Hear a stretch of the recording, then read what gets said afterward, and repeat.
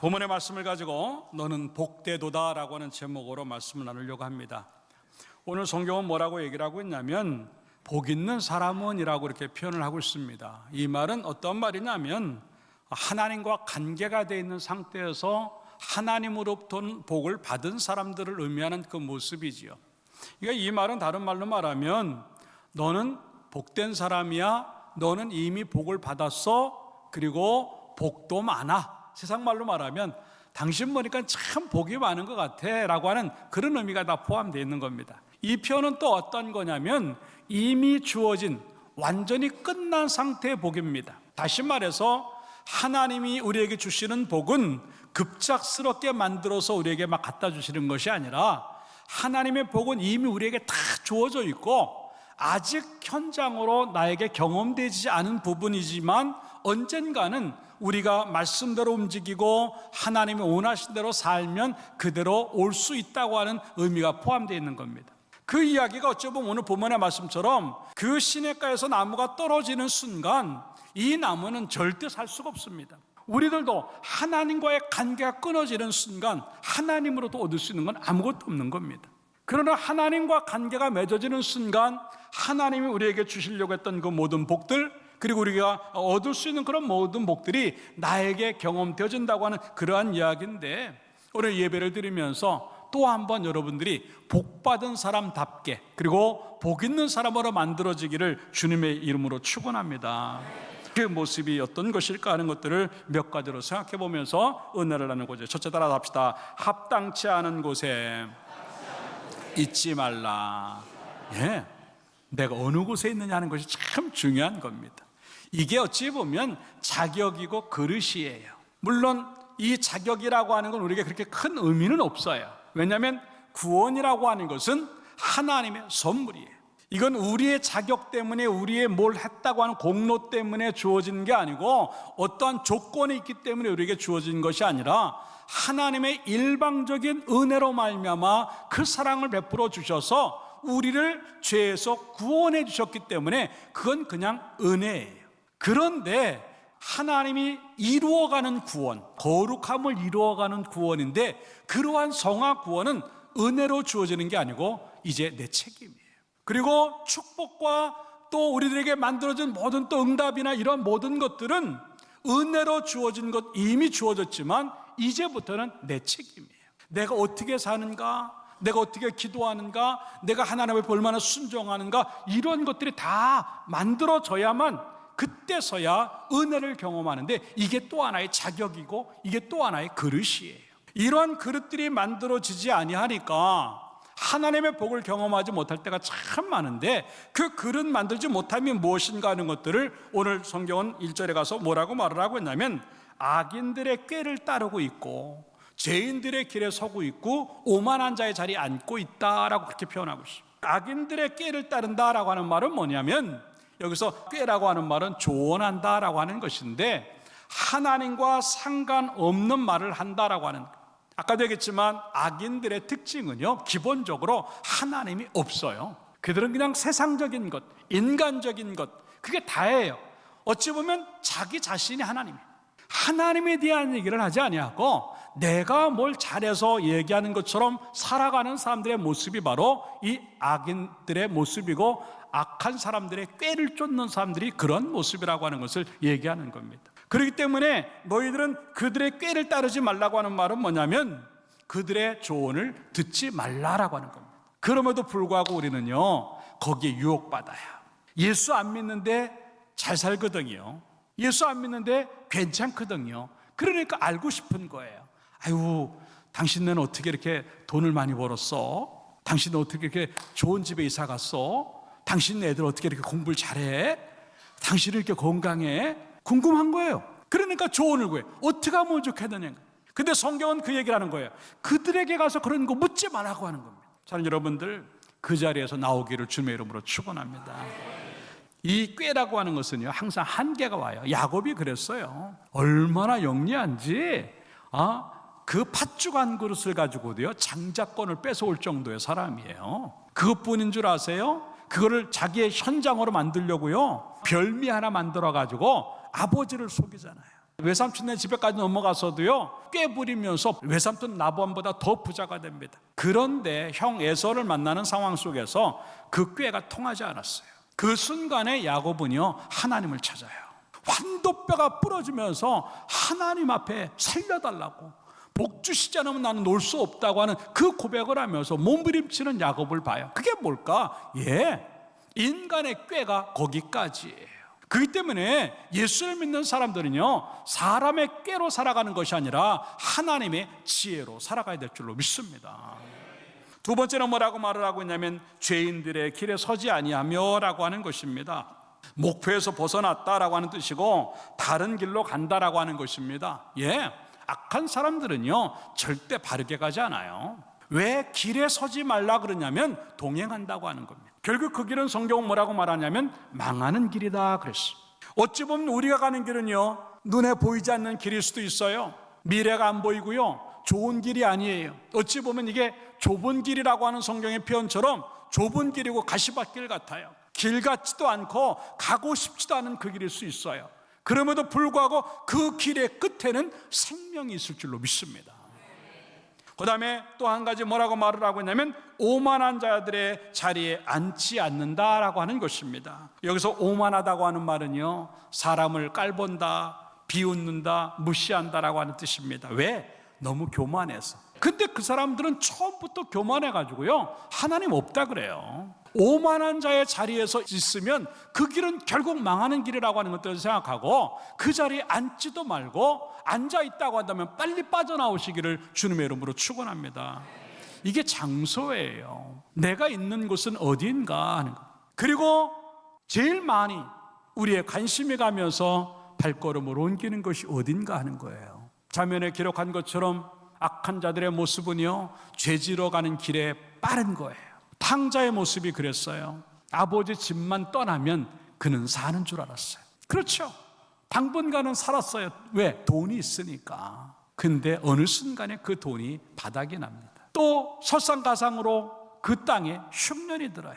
돼지가 먹는 음식도 내가 먹기가 힘든 그런 상까지 가는 겁니다. 그럴 때 이 탕자는 누굴 생각하죠? 아버지 생각하는 거예요. 결국은 안 되겠다 생각해서 아버지 집으로 가서 이 탕자는 또다시 가장 풍족한 삶을 누리는 것을 우리는 성경을 통해서 본다고 하는 겁니다. 이게 바로 아버지 집을 떠나 있는 악한 사람들, 죄인의 길에 서 있는 모습들이 그 모습인데 우리의 죄성들은요 거길 가고 싶어하고 거길 떠나고 싶지 않아요. 소돔과 고모라가 그랬어요. 소돔과 고모라가 멸망을 당해요. 이제 잠시 후면은 불로 하나님이 심판하신다고 하는데도 불구하고요 사람들은 움직이지도 않아요. 누구도 롯의 식구들도 움직이려고 하지 않아요. 왜? 여기가 너무 좋거든요. 그럴 때 천사가 손을 잡아서 급히 끌어냅니다. 강제적으로 끌려가는데 롯의 처는요 또 뒤돌아봅니다. 왜? 거기가 좋은데. 이게 장소의 문제란 말입니다. 내 믿음의 손해를 갖게 하고 내 믿음을 빼앗기게 하고 하나님을 잃어버리게 하고 하나님과 관계가 끊어지는 그 장소인데 우리는 죄성 때문에 그걸 끊어내지 못하고 자꾸 세상으로 돌아가려고 하는 우리의 모습이 될 때가 참 많다고 하는 겁니다. 근데 반대의 사람이 있어요. 요셉을 보세요. 여인의 유혹을 받습니다. 그런데요 요셉은요 거기서 옷을 벗어버리고 도망을 칩니다. 이 도망을 가는 순간 체포되어졌을 때 이 요셉의 미래는 어떻게 될지 뻔한 거예요. 그런데 요셉은 그 생각하지 않아요. 내가 죽느냐 사느냐가 중요한 게 아니라 하나님이 나를 어떻게 보실까가 더 중요했어요. 내가 성공하느냐 안 성공하느냐 이게 중요한 게 아니었고 하나님이 나를 어떻게 보느냐가 더 중요했어요. 그는 미래를 생각하지 아니했고 그는 자기를 생각하지 아니하고 하나님을 먼저 생각함으로 인해서 그 유혹의 자리를 박차고 나왔어. 그 여인이 이 요셉을 만드는 것이 아니었어요. 그 장군이 이 요셉을 만드는 것이 아니었어요. 하나님이 만들어내시면 모든 것들이 끝난 밑바닥의 현장에서도 가장 위대한 것을 경험할 줄로 믿습니다. 이 장소의 문제에서 내가 걸린다면 나는 복받을 수 없다고 하는 거죠. 이제는 하나님이 원하시는 그 자리에 내가 있고 하나님이 원하시는 그 자리로 달려가는 우리의 모습이 되어서 복 있는 자가 되기를 주님의 이름으로 축원합니다. 두 번째 따라서 합시다. 말씀 속으로 들어가라. 네. 오늘 2절의 말씀에 보니까 의인의 삶들, 복 있는 사람의 삶은 뭐냐? 여호와의 율법을 즐거워하고 그의 율법을 주야로 묵상하는 자다, 그렇게 말을 하고 있어요. 세상의 모든 것보다도 가장 좋다고 여기는 것이 하나님의 말씀인 거라. 뿐만 아니라 주야로 묵상한다, 시간 가리지 아니하고 밤낮 하나님의 말씀만 생각하고 그걸 얘기하는 거예요. 결국 하나님께서 우리에게 주시는 복은 말씀으로 시작을 해서 말씀 안에서 말씀으로 결론을 내는 복이라고 하는 것들을 우리에게 말씀하는 것인데, 그럼 다시 한번 어떠한 상황에 놓여든 간에 상관하지 아니하고 그 모든 상황에서 말씀 속으로 들어감으로 말미암아 말씀에서 얻어내는 것들을 경험하고 그 말씀에서 끄집어내는 것들이 우리의 삶의 복이 되는 것들을 경험하기를 주님의 이름으로 축원합니다. 그래서 하나님의 말씀 안으로 들어간다고 하는 것은 의인의 삶인데, 의인의 삶이라고 하는 것이 뭐냐면 똑바로 걷고 또 올바른 행위를 하는 그 사람이다라고 하는 뜻입니다. 결국 말씀대로 가는 사람은 의인이고 그 말씀대로 가는 사람은 바르게 갈 수밖에 없다고 하는 것을 보여주는 건데, 시편 119편 105절에는 그래서 뭐라고 말을 하고 있냐면 주의 말씀은 내 발의 등이요 내 길의 빛이다 라고 말을 하면서 말씀대로 가면 그 길은 틀림없는 길인 것을 우리에게 가르쳐 주고 있다라고 하는 것입니다. 시편 16편 11절에서 뭐라고 말을 하고 있냐면 주께서 생명의 길을 내가 보이시리니, 말씀으로 가는 그 길은 생명의 길이에요. 사는 길이에요. 주의 앞에는 충만한 기쁨이 있고 주의 오른쪽에는 영원한 즐거움이 있다. 이 말은 뭐냐면 만족하다고 하는 겁니다. 여러분들 조금 부족한 게 있을지 몰라도, 조금 좀 이렇게 좀 내가 원하는 것이 아닐지 몰라도 말씀 안으로 계속 들어가면요 결국은 내 자신이 넘치라도 고백하는 만족한 은혜가 우리 가운데 있을 줄로 믿습니다.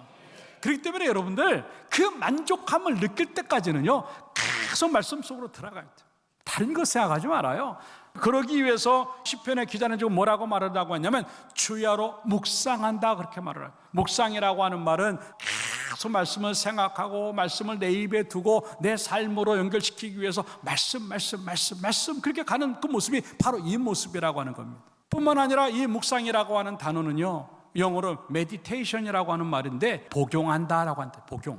그 말은 뭐냐면 삶의 문제가 들어오면요 다른 것 생각하지 말고 말씀 속으로 들어가라는 거예요. 그 말씀 붙잡고 기도하고 그 말씀 붙잡고 하나님을 구할 때 하나님의 역사가 우리 현장으로 나타나서 해결의 역사를 경험하게 될 줄로 믿습니다.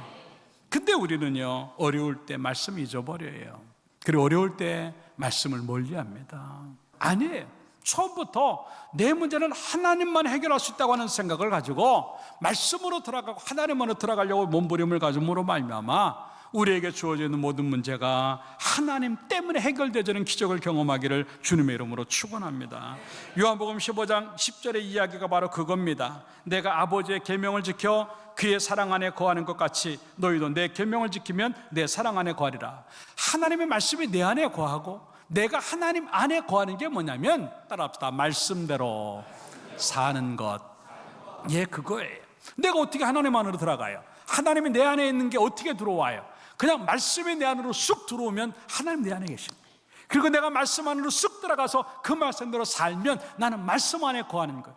이러한 사람들은 당연히 하나님이 열매로 주시고 은혜와 복을 주신다고 하는 것이 포도나무의 비유 속에서 우리에게 보여주는 그런 얘기입니다. 매일매일의 삶들 속에서 성경이 내 손에서 떨어지지 아니하고 내 생각에서 떨어지지 아니하고 내 입술에서 떨어지지 아니하는 그 삶이 우리에게 얼마나 있었겠는가 하는 것들을 보여주는 그러한 이야기지요.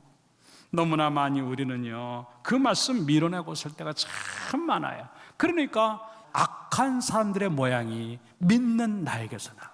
오만한 자의 모습이 예수 잘 믿는다고 하는 내 속에서 나올 때가 너무 많은 거예요. 그러니까 복과는 점점 멀어지는 그 모습을 볼 수 있다고 하는 것이죠.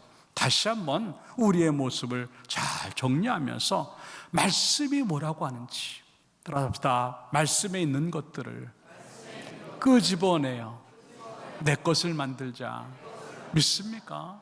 말씀 속에 있는 것들을 끄집어내는 행위가 묵상이에요. 그 말씀이 어떻게 놓였든 간에 내가 필요할 때 그 말씀을 끄집어내어서 하나님의 말씀이 내 말씀화돼요.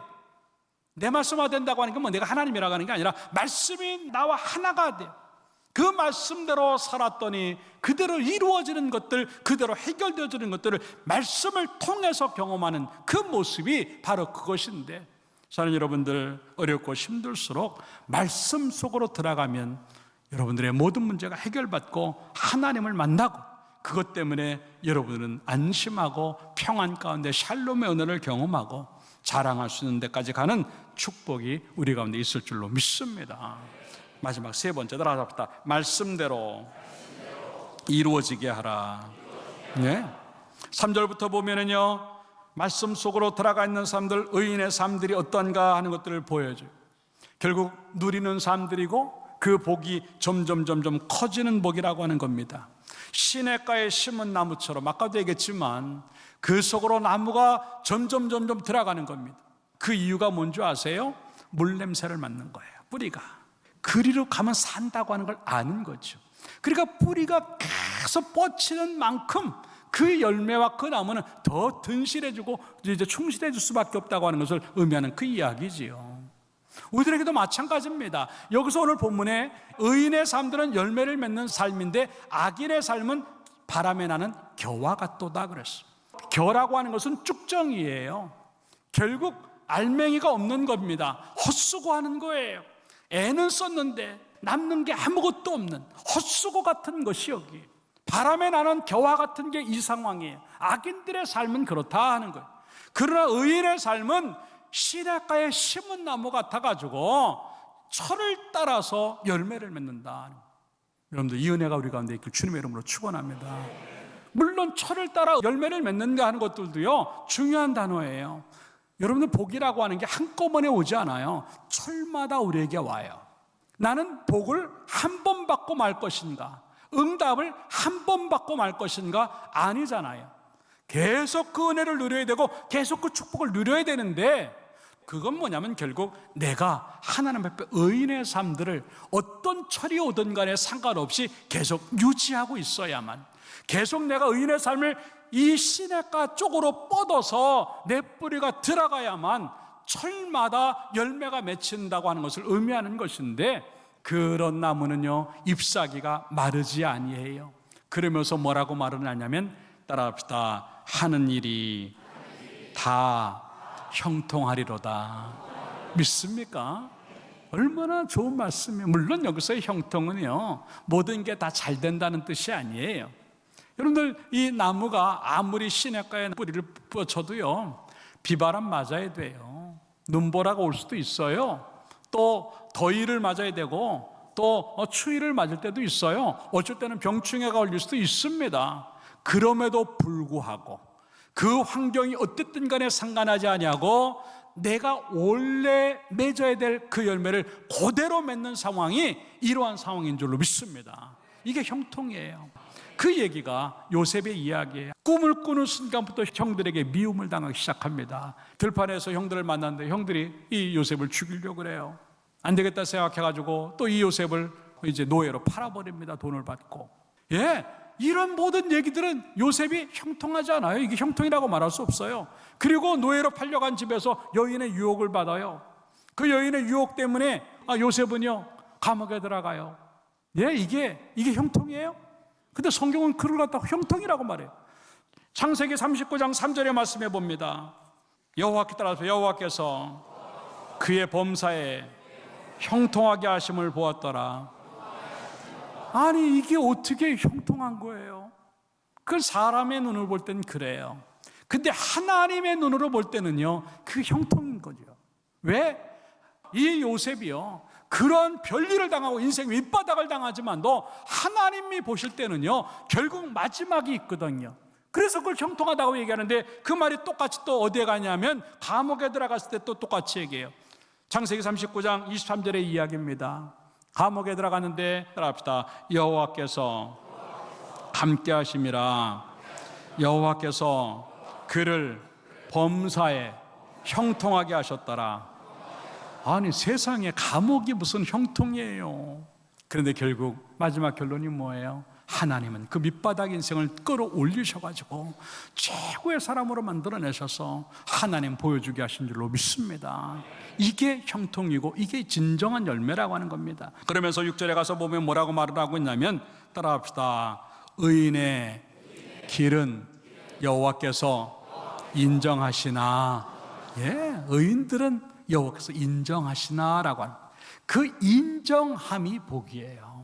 마태복음 25장에 보면은요, 달란트의 비례를 통해서 주님이 5달란트 받은 사람하고 2달란트 받은 사람에게 칭찬하는 내용이 나옵니다. 21절에 이렇게 말합니다. 그 주인이 이르되, 따라합시다. 잘하였도다.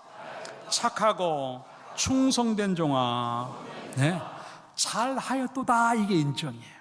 올 한 해 그런 믿음과 그런 말씀으로 살아냄으로 말미암아 마지막 순간에 가서는요, 열매가 너무 많고 형통함의 결과를 보면서 하나님의 음성을 듣기를 주님의 이름으로 축원합니다. 무슨 음성? 그래, 안부개야, 잘했어, 잘했어. 그래, 그렇게 하는 거야.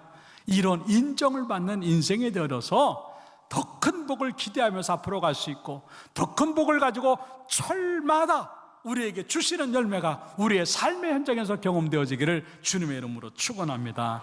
결론적으로 말씀을 드립니다. 이제 새해가 지난 지 얼마 안 됐어요.